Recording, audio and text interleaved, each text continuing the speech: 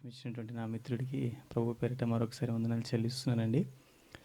నా పేరు మోహన్. సూర్యాపేట ప్రాంతం నుంచి వచ్చాను. నేను ఒక బంజారా అంటే ఒక లంబాడీస్ కుటుంబానికి చెందినటువంటి వ్యక్తిని. మేము గ్రామాల్లో ఉంటుంటాం. అంటే అడవుల్లోనే ఎక్కువగా ఉండడానికి ఇష్టపడుతుంటాం. మా తాతగారు ఇంత పెద్ద పెద్ద పెద్ద జుట్టు అవన్నీ పెంచుకునేటోడు. మా నాన్నగారి కోసం వివాహం చేసుకోవడానికి వివాహం అయినప్పుడు మా అమ్మకి సుమారుగా 8 సంవత్సరాల వరకు కాను పొందలేదు. చేయని పూజ అంటూ లేదు, చేయని భక్తి అంటూ లేదు.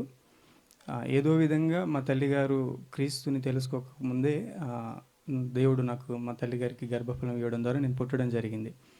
ఈ విధంగా నా జీవితాన్ని నేను ముందుకు సాగుతున్నప్పుడు చిన్నప్పటి నుంచి మా అమ్మగారు వాళ్ళు చెప్పేది ఏంటంటే, ఏ మా నాన్న వాళ్ళు మా అమ్మమ్మ వాళ్ళు ఏ దేవుడినైతే పూజిస్తారో ఆ దేవుడే నీకు గర్భఫలాన్ని ఇచ్చాడు. ఆ దేవుడికి నిష్ట కలిగి భక్తి చేయడం ద్వారా గర్భఫలం లేదు అని నన్ను నిందించడం ద్వారా ఈ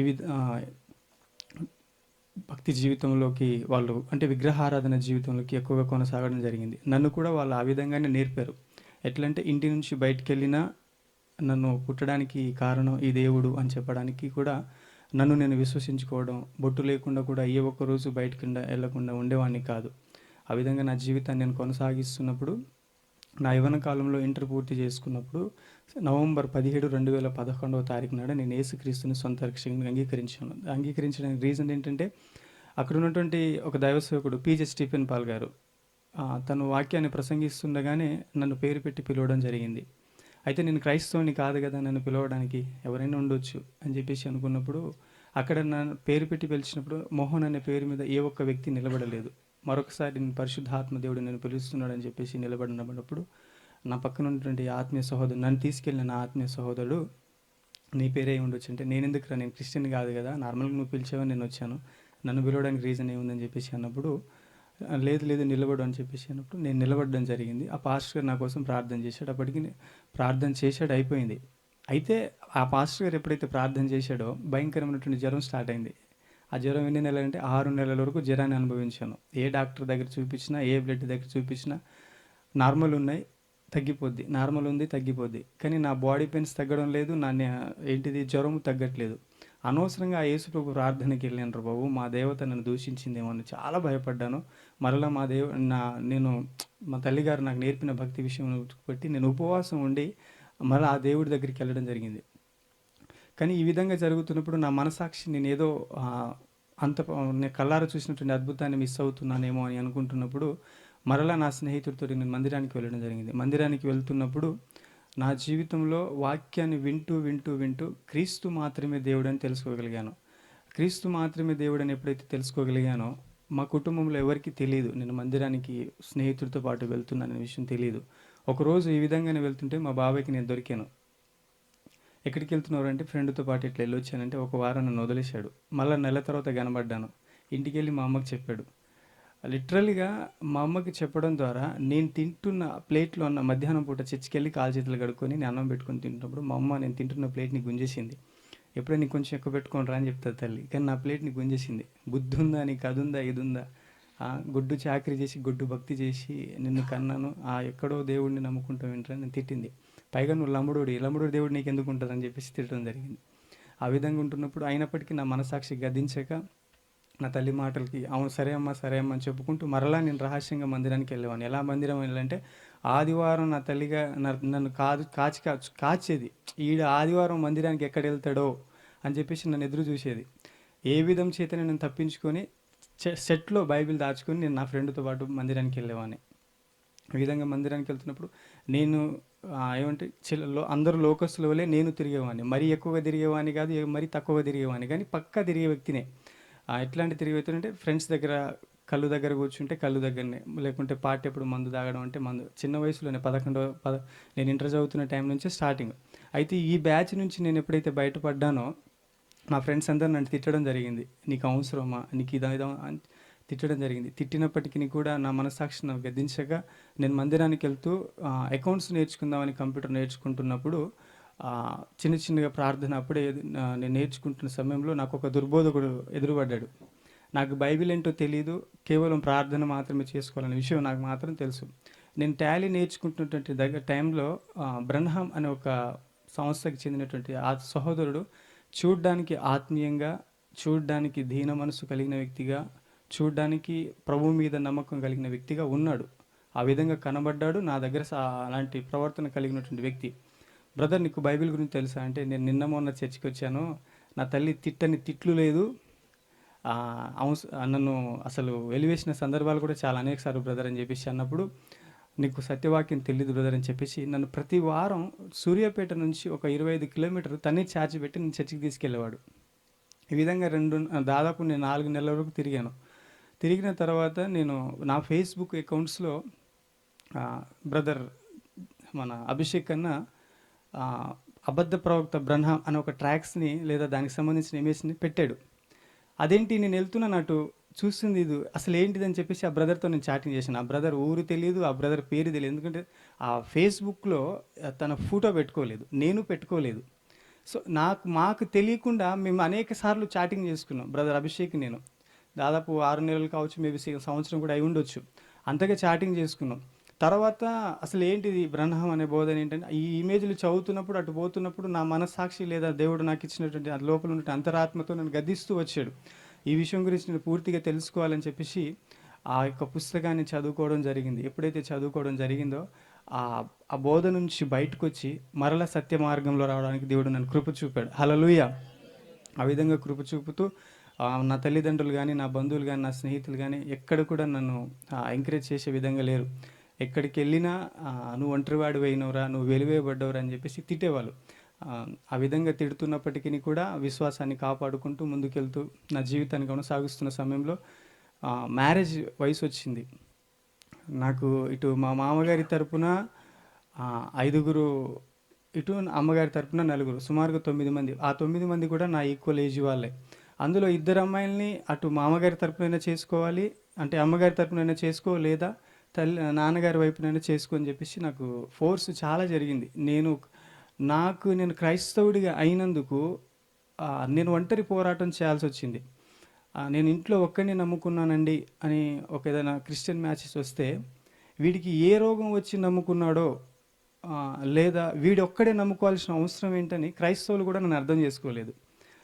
పైగా వీళ్ళంతా వీడొక్కడే ఎలివేయబడ్డాడు, వీడిని మన కుటుంబంలో అమ్మాయి ఇస్తే బాగుంటుందో లేదో అని చెప్పేసి కూడా చాలా సందేహాలతో కూడి మంచి మ్యాచెస్ పోగొట్టుకున్నటువంటి సందర్భాలు కూడా, అంటే వాళ్ళు పోగొట్టుకున్నారో దేవుని చిత్తం కాదని తెలియదు, కానీ వారి యొక్క ఆలోచన మాత్రం నేను పంచుకుంటున్నాను. ఈ విధంగా చేస్తున్నప్పుడు నా తల్లి దగ్గర నుంచి ఎలాంటి సపోర్ట్ లేదు. చాలా ప్రార్థన చేశాను. ఎక్కడికి వెళ్ళినా కూడా నాకు లేని ఆలోచన ఏంటంటే, ఇప్పుడే పెళ్ళి కాదు, నేను కొంచెం సెటిల్ అవ్వాలి అన్నప్పుడు ఇంకెప్పుడు పెళ్ళి చేసుకుంటావు అన్న ఆలోచన బాగా నా మెదడులో పెట్టేశారు. సర్లే వీళ్ళ మాటల్ని పడ్డం ఎందుకు, ఎప్పుడైనా చేసుకునేది కదా అని చేసుకుందామనే ఆలోచన ఎప్పుడైతే కలిగిందో అప్పటి నుంచి నేను అసలు మ్యారేజ్ విషయంలో ఎంత స్ట్రగుల్ అయ్యానంటే, దేవుని చిత్తాన్ని నేను సరిగ్గా కనిపెట్టలేకపోతున్నానా, లేదా నా తల్లిదండ్రుల ఫోర్స్ విషయంలో నేను రాజీ పడుతున్నానా అన్న ఒక సందేహం నా జీవితానికి అసలు తారుమారు. ఉపవాసం ఉన్నా కూడా అనేక సంబంధాలు, అంటే ఇంచుమించు 33 సంబంధాలు, క్రైస్తవ సంబంధాలు వచ్చి వెళ్ళిపోయాయండి నా జీవితంలో. అందులో 2 బ్యాంక్ ఎంప్లాయీస్ వాళ్ళు కూడా సేమ్. అబ్బాయి మంచివాడే కానీ కుటుంబం అంతా క్రిస్టియన్ కాదంట కదా, కుటుంబం అంతా భక్తిపరులు కాదంట కదా, వాళ్ళ నాన్న ఇంకా త్రాగుబోతంట కదా అని చెప్పేసి చెప్పడం జరిగింది. సరే ఏది ఏమిటికి ప్రార్థన చేసేవాడిని.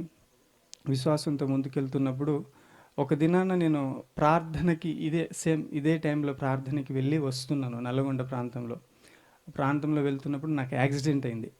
లాస్ట్ మంత్ అక్టోబర్ 16 తారీఖు నాడు నాకు యాక్సిడెంట్ అయిందండి.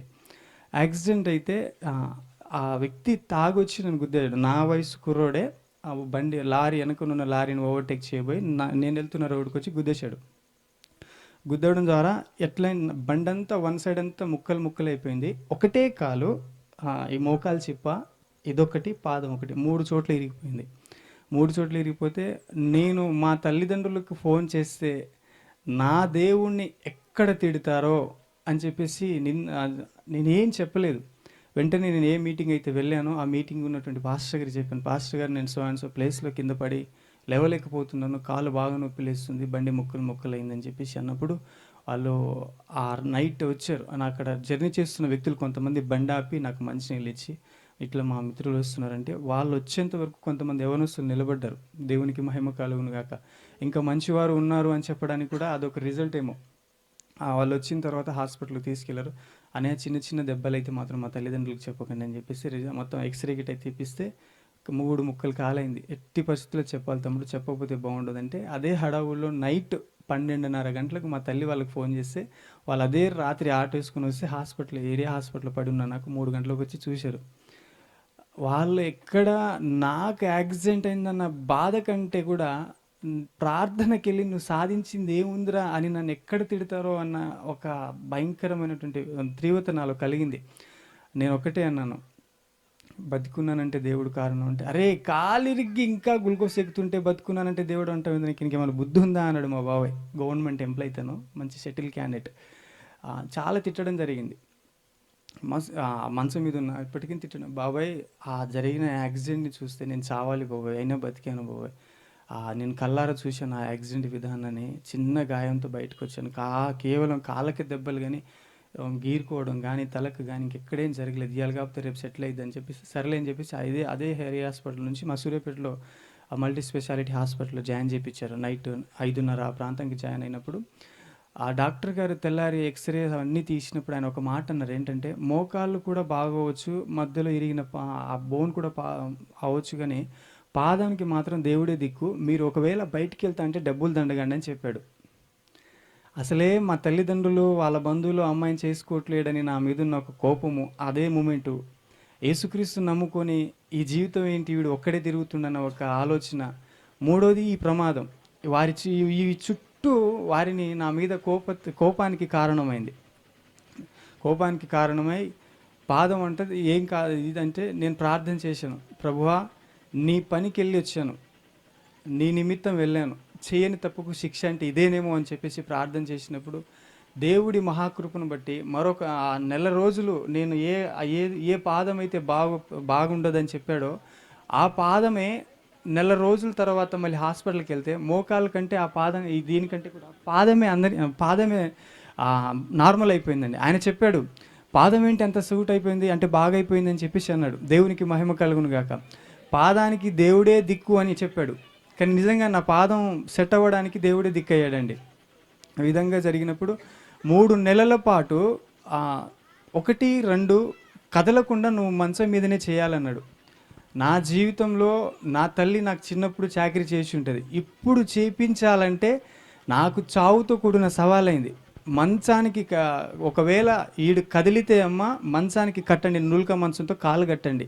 ఒకవేళ కదిలిన 3 ముక్కల్లో ఏ ఒక్క ముక్క క్రాస్ అయినా కానీ వీడు కుంటూ నడవాల్సి వస్తుంది జీవితంలో అని చెప్పారు. ఆ డాక్టర్ గారు ఇలా చెప్పడం ద్వారా 3 నెలలు ఓపిక పట్టుకోరా, 3 నెలలకు ఓపిక పట్టుకోరంటే, నా తల్లిగారు ఒక్కరోజు హాస్పిటల్ ఉన్నప్పుడు చాకరీ చేస్తే నేను చావనైనా చస్తా, కాలు వంకరైనా పర్వాలేదని చెప్పేసి ధైర్యం చేసి నేను నా తల్లిగారికి నేను చాకరీ చేయకుండా చూపించానండి. నా తల్లిగారు ఎందుకు నన్ను చాకరీ చేయడానికి నా తల్లికి ఇష్టమైనా నా మనసుకు ఒప్పుకోలేదు. ఎందుకంటే నేను క్రీస్తు ప్రేమను తెలుసుకున్నప్పటి నుంచి ఒకవేళ నా తల్లిదండ్రులు వృద్ధాప్యంలో గనక పోషించవలసి వస్తే నా తమ్ముడి కాకుండా ఆ ధన్యత నాకు దక్కాలనేది నా స్వార్థం.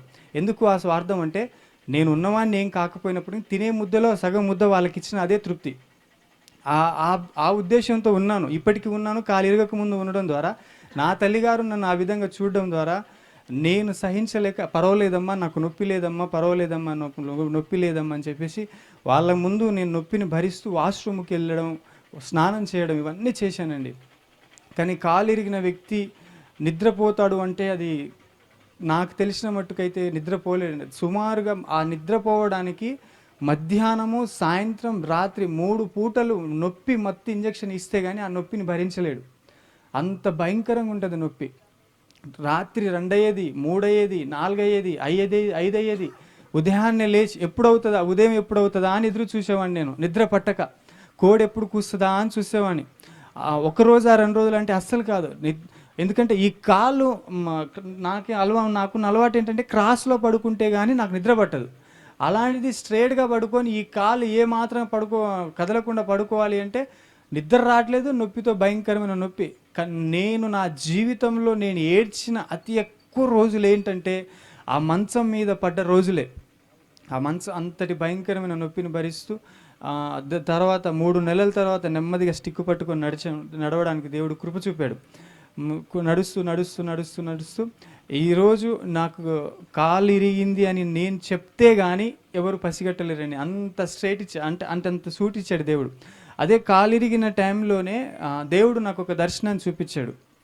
ఆ దర్శనాన్ని చూపించి వివాహ విషయంలో దర్శనాన్ని చూపించినప్పుడు ప్రభువా, నేను దాదాపు అప్పటికి నాకు 32 సంబంధాలు కంప్లీట్ అయిపోయినాయి. అందులో అందమైన అమ్మాయిలు ఉన్నారు, సెటిల్ అయిన అమ్మాయిలు ఉన్నారు. ఒక యవ్వనస్తుడిగా నేను కోరుకునేది ఏంటంటే అందమైన అమ్మాయి కావాలి, ఆత్మీయురాలు కావాలి. నా స్వార్థం అది. ఆత్మీయురాలు అయితే చాలు ప్రభు అని నా ప్రార్థన ఉంటే దేవుడు తన చిత్తాన్ని ఎప్పుడు బయలుపరిచేవాడేమో.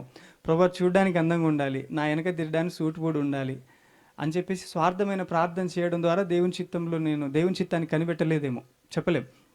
సో ఇప్పుడు కాలిరిగిన తర్వాత బుద్ధి వచ్చింది కదా, ప్రభువా కుంటిదైనా గుడ్డిదైనా పర్వాలేదు ప్రభువా, ఎట్లాగో నేను కుంటూనే, ఆత్మీయురాలైతే చాలు ప్రభు అని చెప్పేసి ప్రార్థన చేసినప్పుడు దేవుడు అంటే మంచం మీద ఉన్నప్పుడు నాకు ఇంకో పని లేదు ఇక బైబిల్ చదవడం, ప్రార్థన చేయడం. యథార్థమైన ప్రార్థన నా జీవితంలో చేసిన రోజు ఏంటంటే మంచం మీద పడ్డ రోజులే.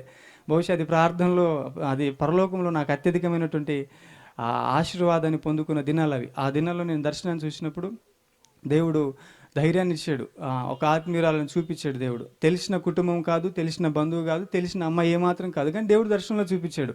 విశ్వాసంతో ప్రార్థిస్తున్నప్పుడు దేవుడు ఒక సేవకుడు ద్వారా, బ్రదర్ మీకు ఏమైనా మ్యాచెస్ వచ్చాయా, లేదు అంటే ఇట్లా దేవుడు నాతో మాట్లాడాడని చెప్పేసి ఆ పాస్టర్ గారు నాకు వచ్చిన వారం రోజుల దర్శనం ముందే ఆ పాస్టర్ గారు నాతో చెప్పడం జరిగింది. ఆ పాస్టర్ గారు ఎప్పుడైతే నాకు దేవుడు చూపడం, దేవుడు తనతో మాట్లాడడం అనే ఈ విషయంలో నేను కొంచెం నా భ్రమణ తను చెప్పడం, ఇట్లా చెప్తే కానీ నేను ఆకర్షింపబడతానా అనే ఉద్దేశంతో చెప్తున్నాడు అని మరలా దేవుని సన్నిధిలో కనిపెట్టినప్పుడు మరలా దేవుడు చూపించినప్పుడు, బ్రదర్ మీరు చెప్పింది ఓకే, నాకు ఎలాంటి ప్రాబ్లం లేదు, అయితే నేను కాలిరిగి పడి ఉన్నాను, నేను కోలుకోవడానికి దాదాపు 3 నెలలు పట్టిద్ది, నడవడానికి 6 నెలలు పట్టిద్ది, 6 నెలల తర్వాత నేను చూడడానికి వస్తానంటే, పర్వాలేదు బ్రదర్ మీరు ఇలాగే వచ్చి నీకు మనస్సాక్షికి ఓకే అనిపిస్తే రండి అని చెప్పేసినప్పుడు, లేదు బ్రదర్ అవసరం అయితే మీరే రండి అని చెప్పినప్పుడు ఆ అమ్మాయికి చెప్పాడంట, అమ్మాయి అబ్బాయికి ఇట్లా కాలు ఇరిగింది, తను ఇట్లా సో అండ్ సో సంగతి ఇట్లా మీ ఫ్యామిలీ వాళ్ళకి చెప్పగలుగుతావు అంటే, పర్వాలేదన్నా 6 నెలలు కాదు 6 సంవత్సరాలైనా పర్వాలేదు, ఆత్మీయుడు అంటున్నావు కదా ఎదురు చూస్తాలని చెప్పిందంట. సో ఆ మాట తను చెప్పిందో లేదో తెలియదు, కానీ పాస్టర్ గారు నాతో చెప్పిన మాట చాలా సంతోషం అనిపించింది. అయితే నేను వివాహం చేసుకున్నటువంటి అమ్మాయి యొక్క విషయంలో నేను గొప్పగా గర్వంగా ఫీల్ అయ్యేది ఏంటంటే, వాళ్ళకు యేసుక్రీస్తు నమ్ముకోవడానికి ముందు వాళ్ళ నాన్నగారికి పక్షవాతం వచ్చింది. హిందువులు కదండి, చేసినటువంటి ప్రయత్నాలు లేదు, తిరగని గూడు గోపురాలు లేదు, తిరగని హాస్పిటల్ లేదు. ఇక నాకు దిక్కే దేవుడు అన్నప్పుడు నిజంగానే దేవుడి దగ్గరికి వచ్చారు. ఇక ఇక్కడికి వచ్చిన బాగుపడతామేమో అనే ఉద్దేశంతో వాళ్ళకి వచ్చినప్పుడు వాళ్ళ నాన్నగారు పక్షవాతం నుంచి బయటపడ్డాడు. అయితే ఆ పక్షవాతము ఉన్న సంవత్సరంన్నర వరకు నా తల్లిగారు నేను ఏదైతే సేవ చేయకూడదని నేను కోరుకున్నానో ఆ అమ్మాయి వాళ్ళ నాన్నగారికి అదే సేవ చేసిందండి. ఒక్కరోజు కాదు, సంవత్సరం పాటు సేవ చేసింది. తల్లిదండ్రులను గౌరవించకుండా ఇష్టానుసారంగా బ్రతుకుతున్నటువంటి యవనస్తులను నేను అడుగడుగును చూస్తున్నాను, ఇప్పటికీ చూస్తున్నాను, నా వివాహం కాకముందు కూడా చూస్తున్నాను. ఇదేం బ్రతుకురా బాబు వచ్చి అని నేను తలపట్టుకున్నటువంటి రోజులు, వ్యక్తులను చూసి. ఇలాంటి రోజులు, ఇలాంటి ఆ దరిద్రం క్రైస్తవంలో ఉంది, లోకంలో కూడా ఉంది. ఇది పరిస్థితి ఏంట్రా నాయన అని చెప్పేసి నేను అనుకుంటున్నప్పుడు, ఇంత గొప్ప సాక్ష్యం విన్న తర్వాత దేవుడి మహాకృపను బట్టి ఆ విధేయత కలిగినటువంటి అమ్మాయి ఉంటే తింటుంది, లేదంటే పండిపోతుంది, అంటే పస్తు ఉండిపోతుంది. దేవా ఈరోజు నాకు ఆహారం ఇచ్చినందుకు నీకు కృతజ్ఞతలు చెప్తుంది, లేకపోతే దేవా ఈరోజు నాకు ఈ ఆహారం దొరకలేదు, లేకుంటే నేను అడిగింది ఇవ్వలేదు అయినా నీకు కృతజ్ఞతలు చెప్పే, అంటే ప్రతి విషయంలో కృతజ్ఞతల మీద ఆధారపడే అమ్మాయిని దేవుడు నాకు ఇచ్చాడండి. ఈరోజు నేను వివాహం చేసుకున్న అమ్మాయి విషయంలో కూడా నా బంధువులు ఎవరు రాలేదు, నా స్నేహితులు కూడా కరోనా టైం కదా రాలేకపోయారు, కానీ ఒక్కడే పోరాటం చేశాను. నా కన్నిటికి లేదా నా ప్రయాసానికి దేవుడు ప్రతిఫలం ఇచ్చాడు. దేవునికి మహిమ కలుగును గాక. ఈరోజు మేము కుటుంబంగా ప్రార్థన చేయగలుగుతున్నాం, ఎక్కువగా దేవుని స్తుతించగలుగుతున్నాం, మరి ఎక్కువగా దేవునిలో గడపగలుగుతున్నాం. నా ద్వారా మా తల్లిదండ్రులు నేను ఆకర్షింపలేకపోయాను, కానీ నేను చేసుకున్న నా భార్య ద్వారా నా తల్లిదండ్రులు అంటే తన ప్రార్థన ద్వారా తనని ఆకర్షింపగలిగింది. తను మాట్లాడే విధానం, తను చెప్పే మర్యాద, అవన్నిటిని నా తల్లిదండ్రులు అబ్జర్వ్ చేయడం ద్వారా ఈరోజు నా తల్లి మందిరానికి వస్తుందండి. హల్లెలూయా.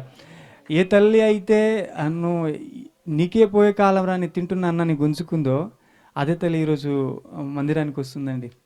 సో దేవునికి మహిమ కలుగునుగా. ఈ విధంగా నా సాక్ష్య జీవితాన్ని నేను కాపాడుకుంటూ క్రీస్తులకి బ్రతుకుతున్నాను. బ్రదర్ అభిషేక్ చెప్పాను కదండి, దుర్బోధలో ఉన్నప్పుడు ఫేస్బుక్లో మెసేజ్ ద్వారా నాకు పరిచయమై దాదాపు 6 నెలల పైగా మేము ముఖం తెలియకుండానే మేము చాటింగ్ చేసుకుంటూ సడన్గా మేము రాజమండ్రిలో కలవడం జరిగింది. బ్రదర్ మీరు so and so Facebook friend కదా, so and so Facebook friend అంటే అప్పుడు మేము పరిచయం అయ్యాం. ఆ పరిచయం ఈరోజు స్నేహంగా మిత్రంగా అన్ని విషయాల్లో ఆదరణ కలిగి ధైర్యం చేస్తూ క్రీస్తు కొరకు పనిచేయడానికి కూడా చాలా సంతోషంగా ఉంది. దేవునికి మహిమ కలుగును గాకండి. ఇప్పుడు నా యొక్క వ్యక్తి జీవితంలో కూడా నాకున్న ఆశ ఏంటంటే లేదా నేను చేసుకునే భార్య యొక్క విషయంలో ఏంటంటే మాకు ప్రభువు ఎప్పుడైనా తీసుకెళ్ళొచ్చు, అది అందరికీ తెలిసిన విషయమే. రేపు మనది కాదన్న విషయం తెలుసు. కాకపోతే రేపు మనది కాదన్నప్పుడు ప్రభువా నేను ఈ పని చేశానన్న తృప్తి మా ఇద్దరి జీవితాల్లో కలగాలనేది మా అనుదిన ప్రార్థన. ఆయన మమ్మల్ని సేవకు వాడుకున్నా సంతోషమే, విశ్వాసిగా వాడుకున్నా సంతోషమే, సువార్థికుడు వాడుకున్నా సంతోషమే, లేదా చర్చి తుడవడానికి ఉంటుంది కదండి, లేదా చర్చి వెనకాల ఏ పని ఇచ్చినా సంతోషమే. చివరికి జీతగాడిగా పాస్టర్ కింద పనిచేయడానికైనా సంతోషమే. సో ఆ విధంగా మేము చివరి దినాల్లో ప్రభువా మేము నీ కొరకు ఈ పని చేసి బ్రతికాము, ఐఎమ్ సో హ్యాపీ ప్రభు అని చెప్పేసి మేము చెప్పగలిగినటువంటి స్థితిలో ఉండాలనేదే మా ఆశ, మా ప్రార్థన కూడా. ఇటు సాక్ష్యాన్ని దేవుని దీవించును గాక. ఆమేన్.